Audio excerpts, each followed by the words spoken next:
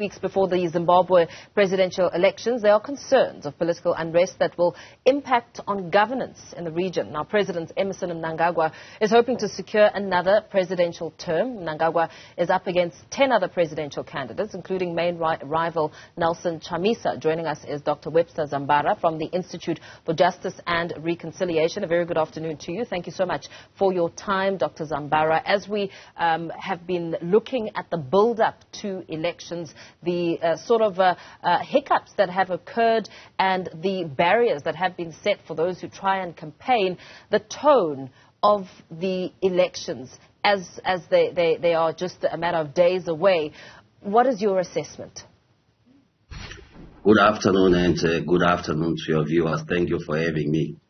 Like you have said, the tone of this election, I would actually say the tone of this election has become legal, because at every stage of this election, the courts have played a central role, right from the beginning when the delimitation exercise was taken to court.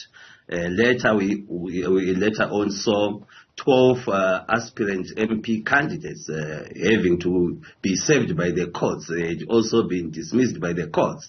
And until now, we still have a presidential candidate, aspirant, Xavier Kasukwere, still trying to have his candidature through the courts. So I can safely conclude that it started in the courts, it will end in the courts. This one you can mark on it.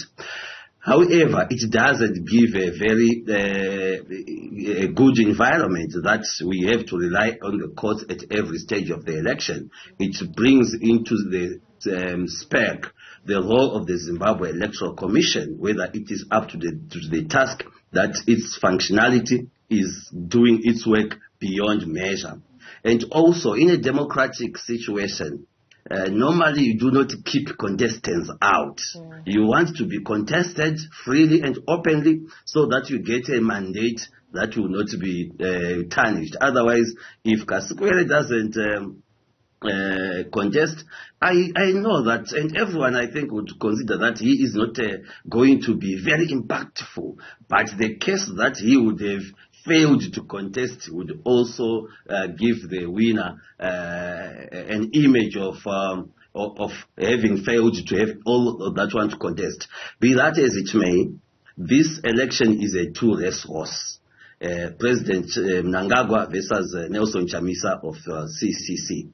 And when you look at the numbers at the rallies, the numbers are huge. Whether the people are buzzed or not, the numbers that we are seeing. And the environment itself, it was blatant on Friday when a Triple C supporter, Tidashe Chitsunge, was killed in Glenview, suburb of Harare. That is not supposed. A death of one person for political reason is just a death too much, too many. Yeah. And for now, at least, the police did a swift job. And they have arrested up to 10 people, and we hope that the Chitsunge family will get justice. Besides that, we have also heard the Triple C complaining of a number of its rallies being banned. And while the police indicated that they have also banned some ZANU-PF intended gatherings, it would seem that more Triple C rallies are banned. The other thing that will characterize this election, interestingly, is that President Mnangagwa and ZANU-PF are not using the cohesive force that we witnessed during Mugabe's time.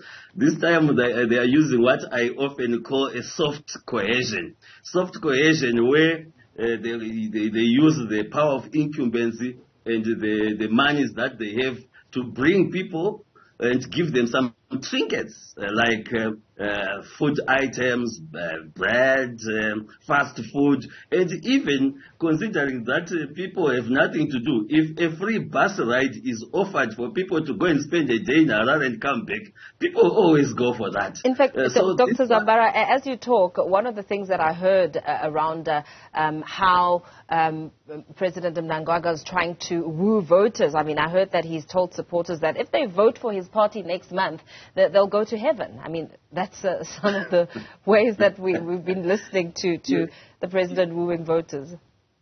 You know, every political season, we will be told by politicians everything that we want to hear. Politicians are good at that. They will promise heaven on the earth.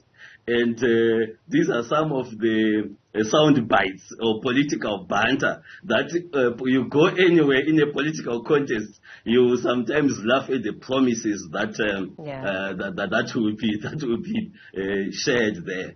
However, there's one thing that I think is important: the presence of international observers. The government of Zimbabwe has allowed international observers from all walks of life, including from countries that have imposed sanctions on them.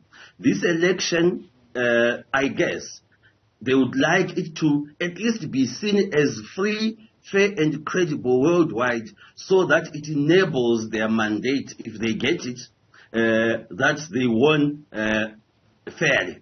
On the other hand, the presence of observers also helps institutions, regional organizations like SADC, AU, and everyone else who would like to go and observe the election, so that an election is democracy at play, as we would expect, despite the issues of fear, the issues of threats, the issues of voter manipulation, and the challenges to ZEC, for example, of the voters' roll, that up to now a provisional voters' roll has been given when we are only 11, 12 days before the election. Yeah. And also concerns around a possible flare-up, political unrest is something that we're also learning of. And, of course, perhaps very quickly, just what is needed in Zimbabwe and the challenges that Zimbabweans are facing at the moment, going to the polls amid a high inflation, slumping currency, and a cost of living crisis. So the expectations are high, but it seems, just listening to some of the people in Zimbabwe, that there is not much hope of any change at all.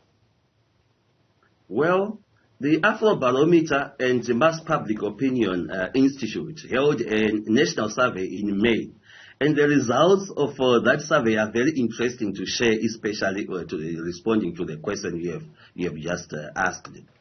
One thing that came out is that 85% of citizens are registered to vote, and that if elections had been held in May, actually President Mnangagwa was leading Nelson Chamisa 35% to 27%. However, there is a chunk of 27% of the respondents who refused to say where they would vote. And usually, in a country like Zimbabwe, where election violence is historical and perennial,